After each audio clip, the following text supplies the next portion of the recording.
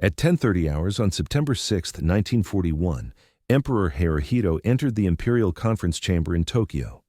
18 men stood and bowed: Prime Minister Prince Fumimaro Konoe, Foreign Minister Teijiro Toyoda, War Minister Hideki Tojo, Navy Minister Koshiro Oikawa, the chiefs of the Army and Navy General Staffs, cabinet ministers, senior advisors. They had come to decide whether Japan would go to war with the United States, Great Britain, and the Netherlands. The decision would be based on a single commodity: oil, specifically how much Japan had, how much Japan needed, and how long Japan could survive without importing more. The calculations were precise, documented, and terrifying. Japan consumed approximately 12,000 tons of petroleum products daily for military and civilian use combined, approximately 4.4 million tons annually. Japan's domestic oil production was negligible, approximately 250,000 tons per year from minimal fields in Niigata and Akita prefectures. The shortfall of 4.15 million tons had to be imported. Before July 1941, Japan imported 80% of its oil from the United States and the Netherlands East Indies. American crude oil, refined in California and shipped across the Pacific. Dutch crude from Sumatra and Java, refined locally or shipped to Japan. The imports kept Japanese industry running, Japanese vehicles moving, Japanese aircraft flying, Japanese ships sailing. On July 26, 1941, President Franklin Roosevelt signed Executive Order 8832, freezing all Japanese assets in the United States. The freeze was technically not an oil embargo. It was a financial measure requiring Japanese entities to obtain Treasury Department licenses for any transactions involving frozen assets. But the effect was identical to an embargo. Treasury officials systematically denied every Japanese application to purchase oil. Not a single barrel of American oil reached Japan after August 1941. Britain and the Netherlands East Indies government in exile immediately joined the embargo. Japan's oil imports stopped completely. The flow of petroleum that had sustained Japanese expansion since 1937 was cut off. Japan's economy began consuming its reserves. Every day, the reserves decreased. Every day, the deadline came closer. Navy Minister Oikawa presented the numbers at the September 6 conference. Japan's total petroleum reserves as of September 1, 1941, approximately 8.4 million tons. This included military stockpiles, civilian reserves, and oil in storage at refineries, at current consumption rates of 12,000 tons daily. Those reserves would last approximately 23 months, but current consumption included peacetime civilian use. If war began, military consumption would increase dramatically while civilian consumption decreased through rationing. The Navy calculated that war operations would consume approximately 18,000 to 20,000 tons of fuel daily.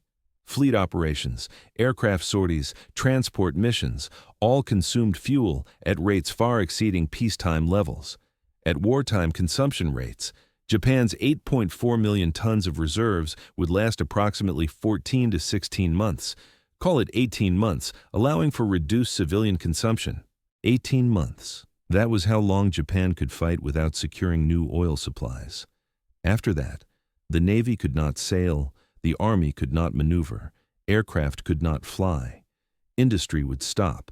Japan would be defeated not through military losses but through simple fuel exhaustion. The strategic implications were clear and had been discussed for months. If Japan did nothing, if Japan accepted the embargo and attempted to negotiate oil reserves, would run out by mid-1943.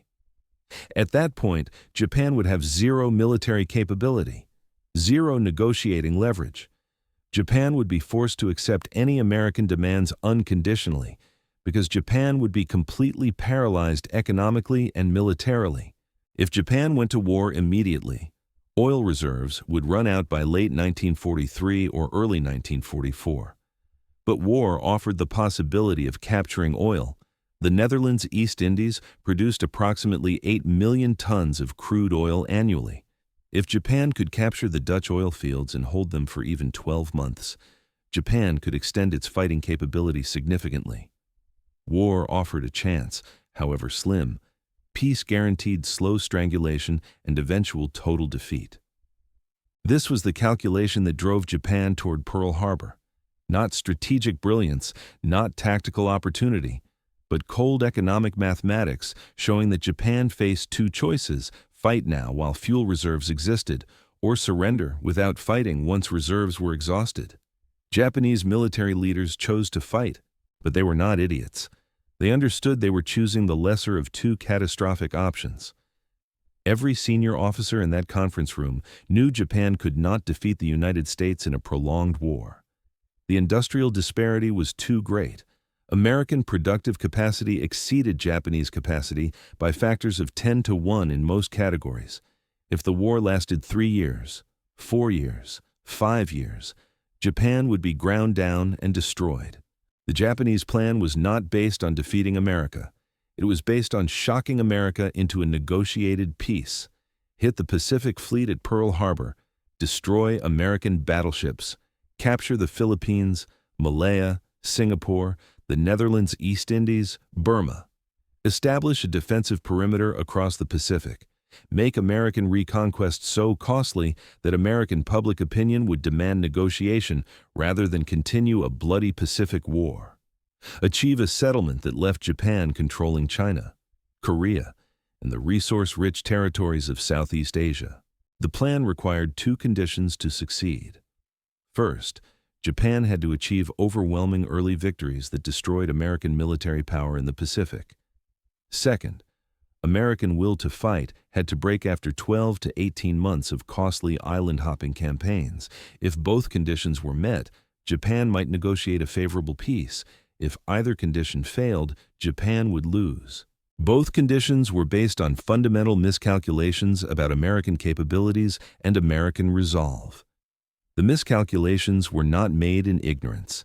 Japanese planners had excellent intelligence on American industrial capacity. They knew American shipyards could produce dozens of aircraft carriers. They knew American factories could produce tens of thousands of aircraft. They knew American oil production was essentially unlimited. They simply believed that American democracy was too weak, too divided, too casualty-averse to mobilize that capacity for a Pacific war. The miscalculation was catastrophic. But in September 1941, facing oil reserves that would run out in 18 months and American demands that Japan withdraw from China completely, Japanese leaders chose the gamble. They chose war. The path to this decision had begun 4 years earlier. In July 1937, the Marco Polo Bridge incident near Beijing triggered full-scale war between Japan and China. Japanese forces drove deep into Chinese territory, captured Shanghai, Nanjing, Wuhan. The conquest was successful militarily, but became a quagmire strategically. Chinese forces retreated inland. Chiang Kai-shek's nationalist government relocated to Chongqing in Sichuan province, beyond easy reach of Japanese forces. The war became an endless occupation consuming Japanese resources. Japanese military operations in China required oil. Trucks, tanks, aircraft, ships carrying supplies all consumed petroleum. In 1937, Japan imported 4.2 million tons of oil. In 1938, imports increased to 4.6 million tons. In 1939, 5.1 million tons. The China War was burning through fuel faster than peacetime consumption. American policymakers watched Japanese expansion with growing alarm. The United States had long-standing interests in China. American businesses operated throughout China. American missionaries lived in Chinese cities. The open door policy, established in 1899, declared American opposition to any single power dominating China. Japanese conquest of China directly violated American interests and American policy. But American public opinion in the late 1930s was isolationist. Memories of World War I were fresh. Millions of Americans believed European and Asian conflicts were not America's problem. Roosevelt could not impose meaningful sanctions on Japan without congressional support, which did not exist in 1937 or 1938. American policy shifted after September 1939, when Germany invaded Poland and began World War II in Europe. Roosevelt gradually moved the United States toward supporting Britain against Germany. As part of that shift, American policy toward Japan hardened. Japan had signed the Tripartite Pact with Germany and Italy in September 1940, formally joining the Axis. Pressuring Japan became part of supporting the Allies against the Axis. In July 1940, Congress passed the National Defense Act, authorizing the president to restrict exports of critical materials. Roosevelt immediately restricted aviation gasoline and high-grade scrap metal exports to Japan. The restrictions were limited. Japan could still buy crude oil and regular gasoline, but the signal was clear. American policy was shifting from neutrality toward economic pressure. Japanese leaders understood the implications. Admiral Isoroku Yamamoto, commander of the Combined Fleet, told colleagues in 1940 that if Japan went to war with the United States, Japan might achieve victories for 6 months, perhaps a year.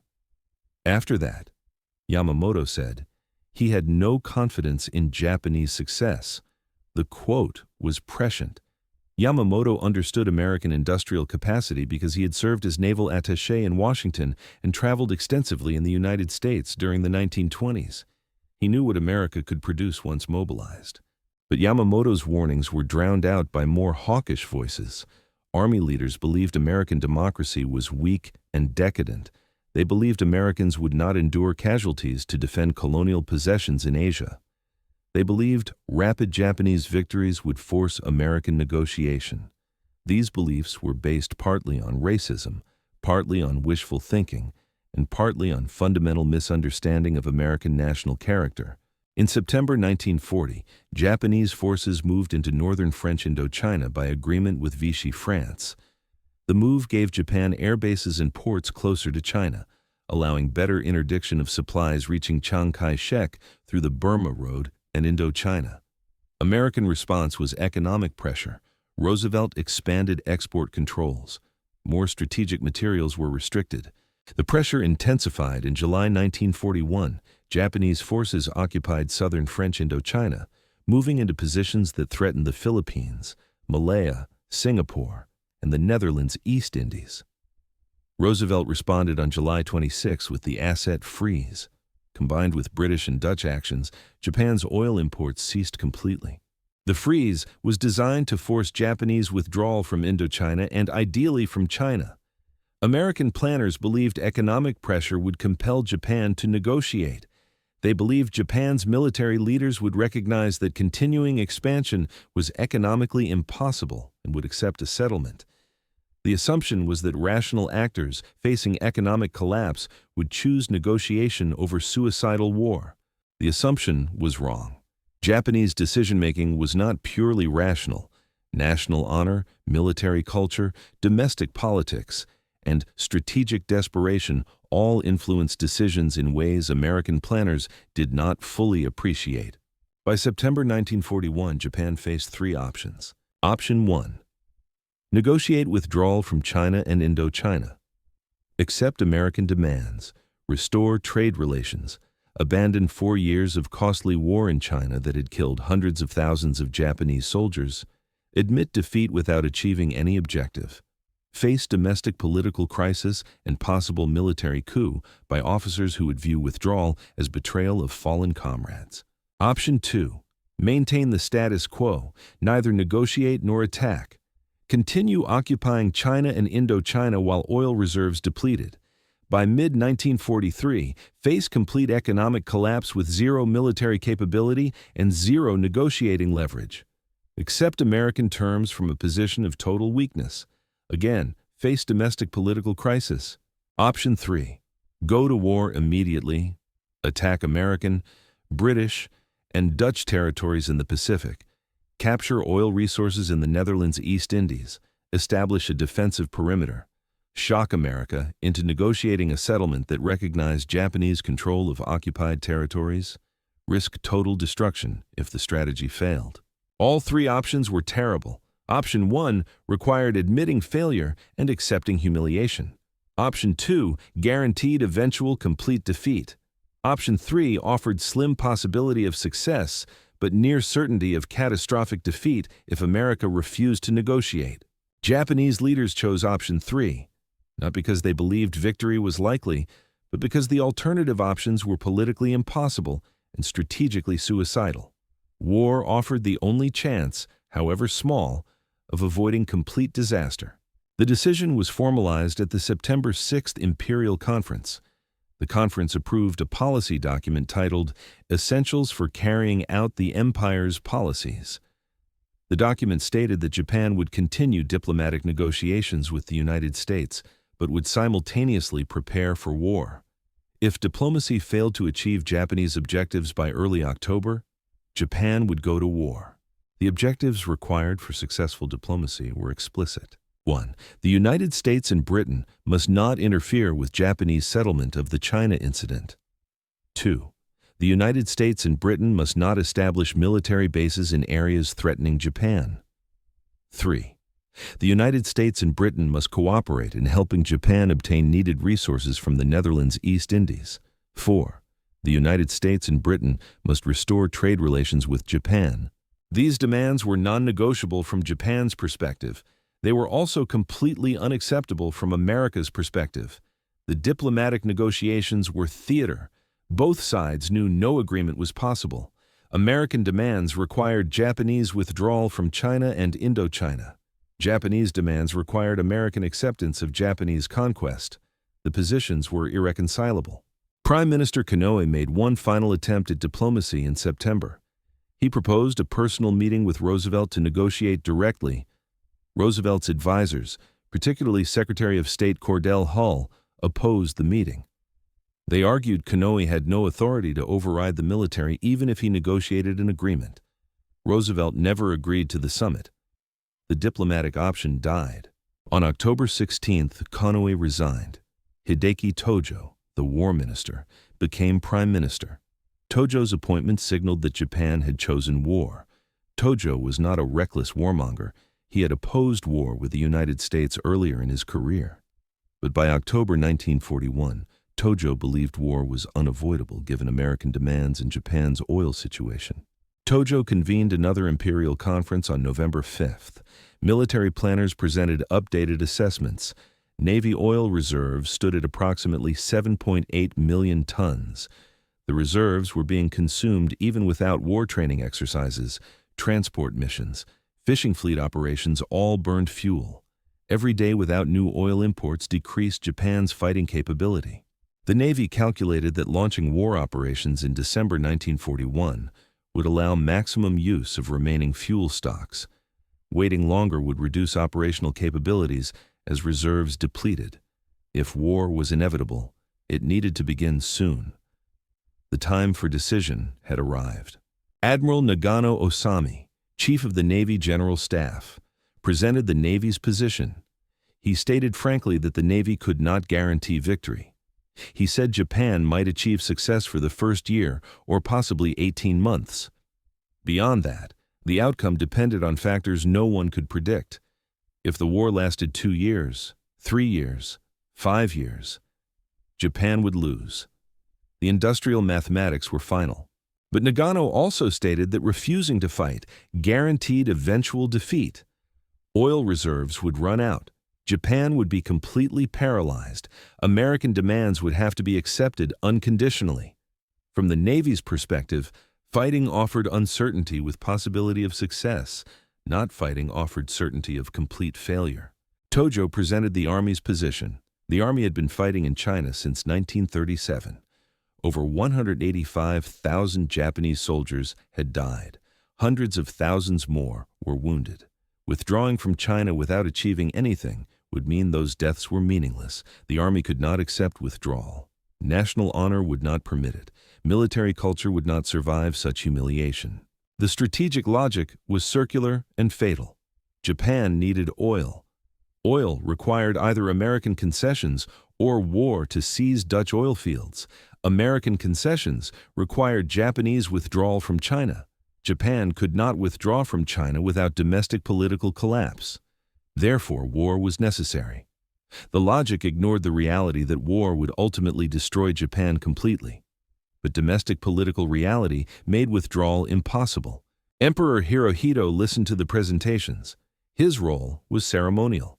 Japanese emperors did not make policy decisions. They ratified decisions made by ministers and military leaders. But Hirohito was troubled. He asked whether the navy was confident of success. Admiral Nagano could not give confident assurance.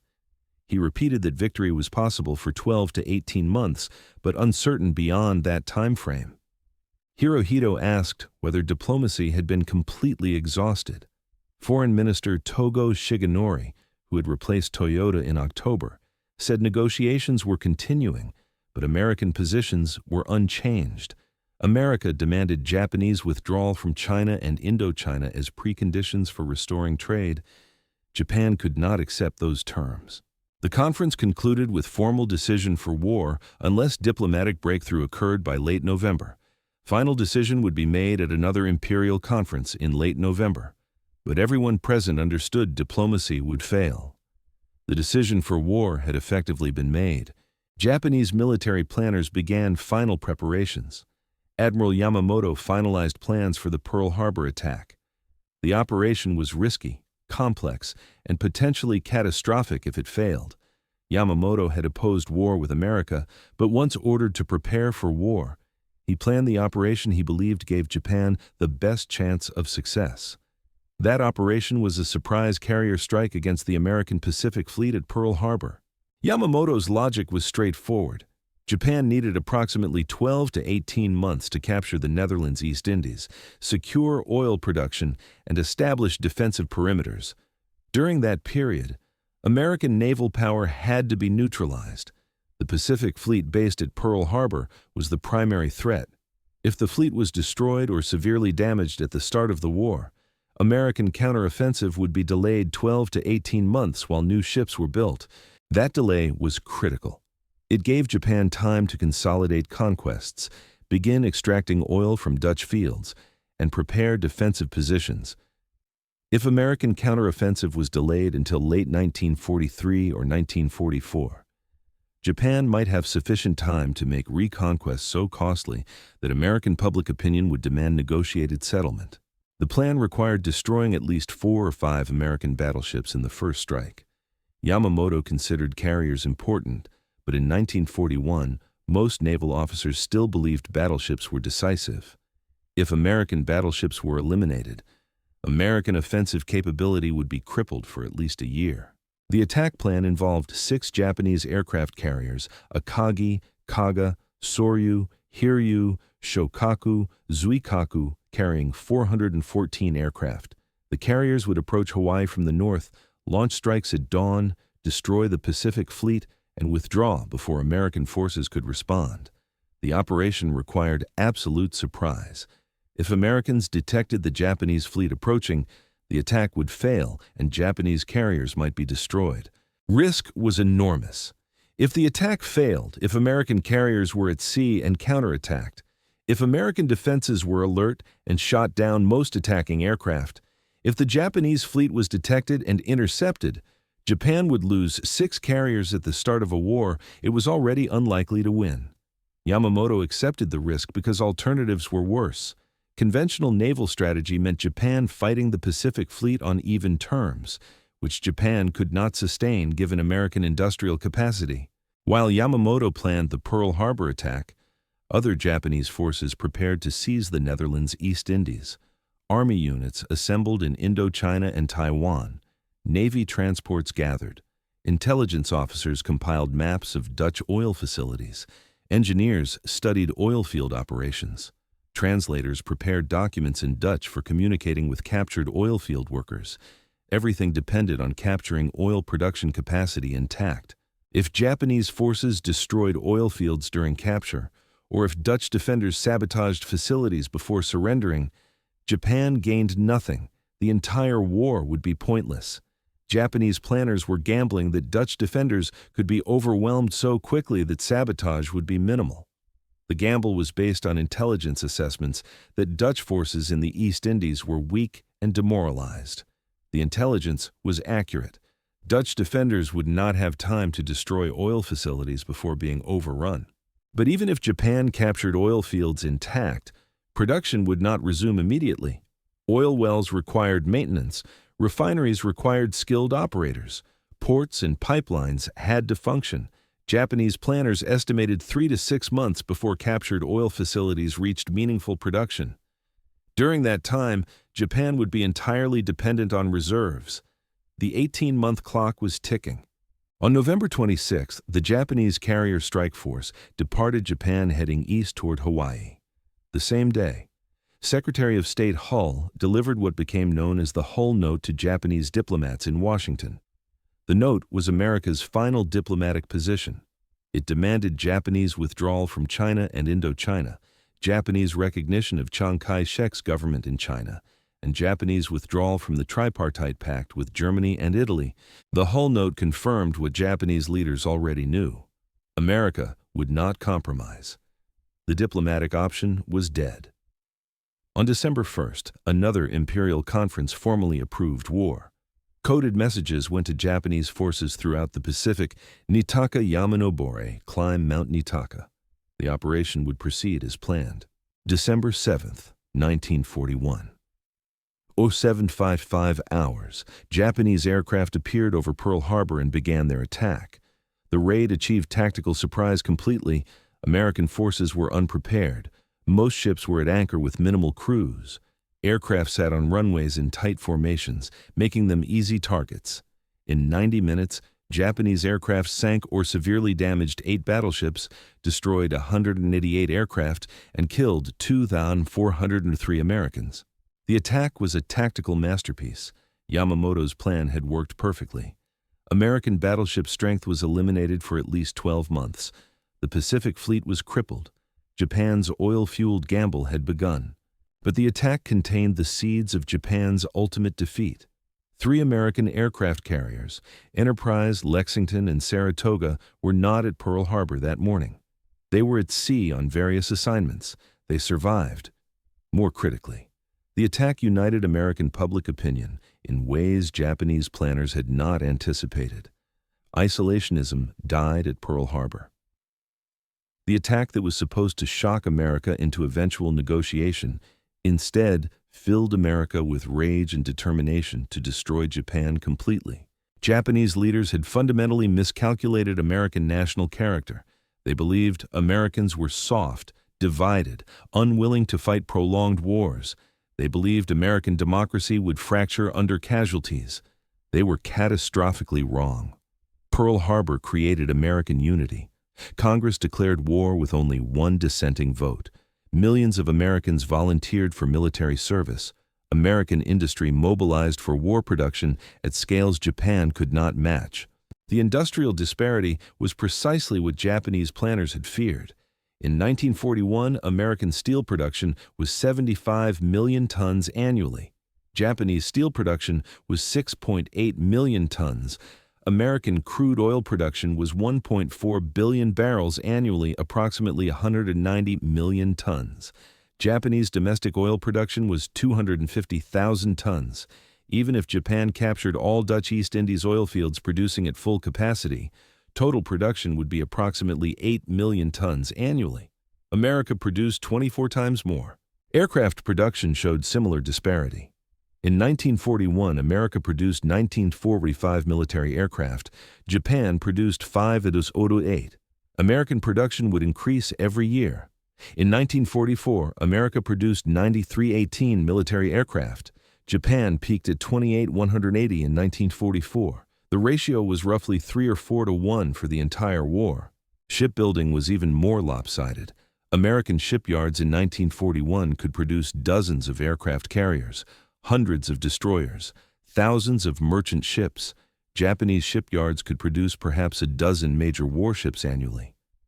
By 1943, American yards were launching 1 aircraft carrier per month, plus multiple escort carriers, battleships, cruisers, destroyers.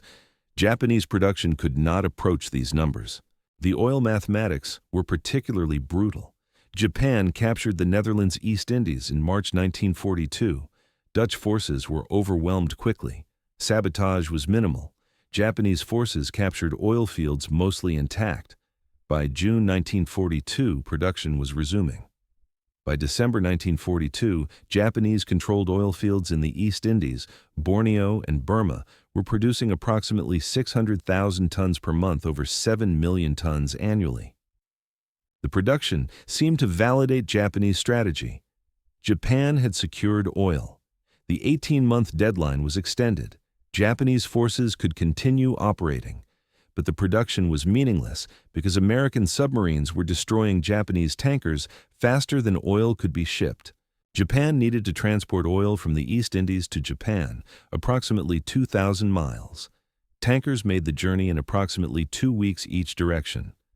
Japan started the war with 49 large tankers totaling approximately 590,000 tons capacity. Tankers needed to make continuous round trips to keep oil flowing. The entire tanker fleet could transport perhaps 150,000 tons of oil per month if no tankers were sunk. American submarines began sinking Japanese tankers immediately. In 1942, submarines sank 31 Japanese tankers. In 1943, 45 tankers. In 1944, 88 tankers. By 1945, Japan's tanker fleet was essentially destroyed. Oil sat in storage tanks in Sumatra, while Japanese forces in Japan ran out of fuel. The captured oil fields were useless because Japan could not transport the oil safely. Japanese Navy fuel consumption was exactly as predicted. Fleet operations consumed 18,000 to 20,000 tons daily when major operations occurred. The Midway operation in June 1942 consumed enormous fuel quantities. The Guadalcanal campaign from August 1942 through February 1943 consumed fuel constantly. The Navy's oil reserves decreased steadily despite captured Dutch production. By mid-1943, exactly 18 months after Pearl Harbor, Japan's strategic situation was dire. Navy oil stocks were approximately 40% of December 1941 levels. American submarine warfare had destroyed the tanker fleet. Oil production in the East Indies could not reach Japan. American forces were advancing across the Pacific. The industrial disparity was overwhelming. Everything Japanese planners had feared was happening. Japanese leaders faced the reality they had tried to avoid. The war could not be won. America was not negotiating. American public opinion was not fracturing. American industry was producing weapons in quantities Japan could not match. The gamble had failed. But Japan could not surrender. Military culture would not permit it. The concept of surrender without fighting to total destruction was incomprehensible to Japanese military officers in 1943. They had chosen war to avoid humiliation. Surrendering after 2 years would be even more humiliating than withdrawing from China in 1941 would have been. So Japan fought on. Through 1944-1945, as the situation became increasingly hopeless, Japanese oil stocks continued declining. By 1944, the combined fleet could barely operate. Major warships sat in port because there was no fuel. Pilot training was reduced to minimal hours because aviation fuel was scarce. New aircraft sat on airfields unable to fly because fuel allocations were exhausted. The Battle of the Philippine Sea in June 1944 demonstrated Japanese desperation. Japanese carriers launched strikes with inadequately trained pilots because there had been no fuel for proper training. American fighters destroyed Japanese aircraft in what American pilots called the Great Marianas Turkey Shoot. Over 600 Japanese aircraft were destroyed in 2 days. 3 Japanese carriers were sunk. American losses were approximately 120 aircraft.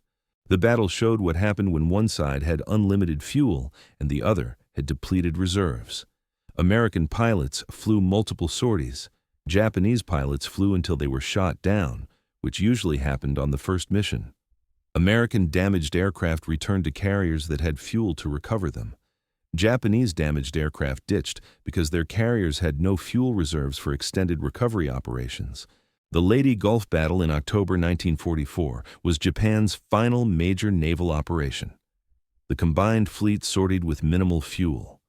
The operation plan explicitly stated that ships would not return. They would expend all fuel in the attack, achieve their objectives, then scuttle in Philippine waters. The plan was suicide from conception. Japanese naval officers accepted it because fighting and dying was preferable to sitting in port waiting for American bombs.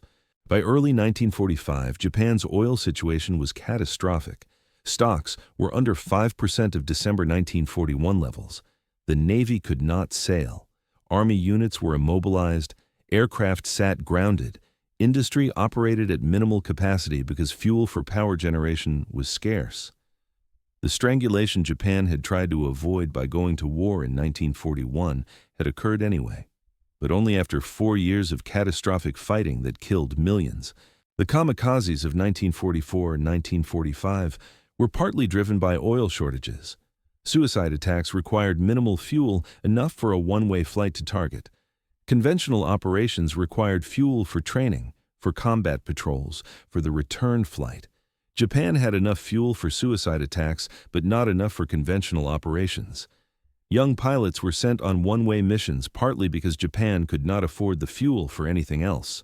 The ultimate irony was that Japan in August 1945 was in approximately the same position it would have been in by mid-1943 if it had simply accepted the oil embargo without fighting.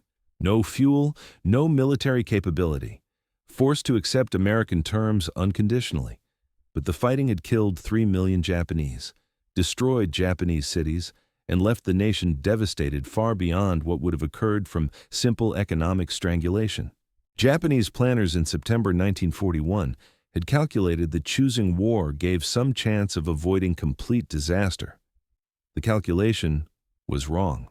War guaranteed complete disaster, just with 4 additional years of suffering before the inevitable end. The resource miscalculation was not about the arithmetic. Japanese planners calculated oil reserves accurately. They understood industrial disparities clearly. They knew the odds were terrible. The miscalculation was strategic and psychological. They believed American resolve would break. They believed American democracy was weak. They believed rapid victories would create conditions for negotiated peace. Every belief was wrong. The fundamental error was thinking war was preferable to humiliating peace. Japanese military culture made surrender unthinkable. Officers who had spent careers in service could not accept that Japan's expansion was strategically impossible given resource constraints. Admitting error, withdrawing from China, accepting American demands, all were psychologically impossible, even though strategically necessary. So Japan chose war, knowing the oil would run out, knowing American industrial capacity was overwhelming, knowing the odds of success were minuscule. The choice was not rational strategic calculation. It was desperation, combined with cultural factors that made the rational choice politically and psychologically impossible.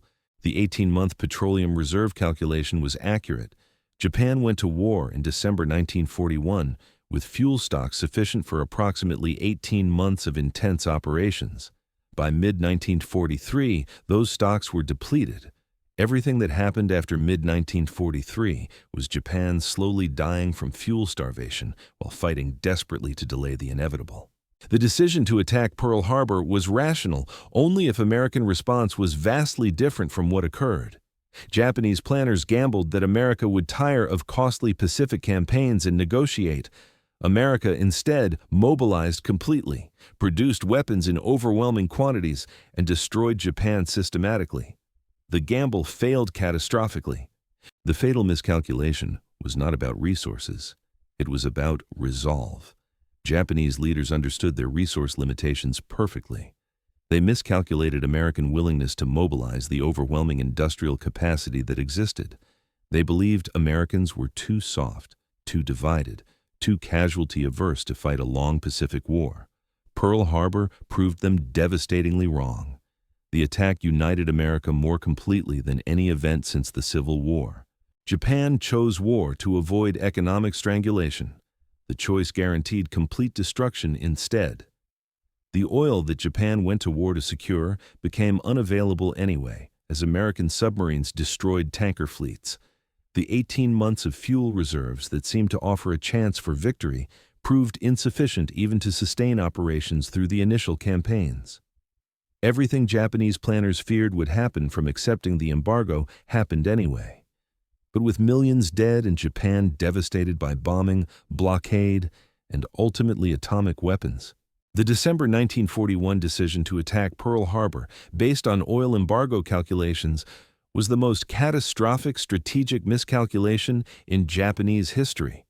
Not because the calculations were wrong, the arithmetic was correct. The strategic assessment of resource disparity was accurate. The miscalculation was believing that desperate gambles were preferable to humiliating but survivable peace. Japan chose the gamble. The gamble destroyed Japan completely. The alternative, accepting American terms in 1941, would have been humiliating, politically destabilizing, and culturally traumatic, but Japan would have survived intact.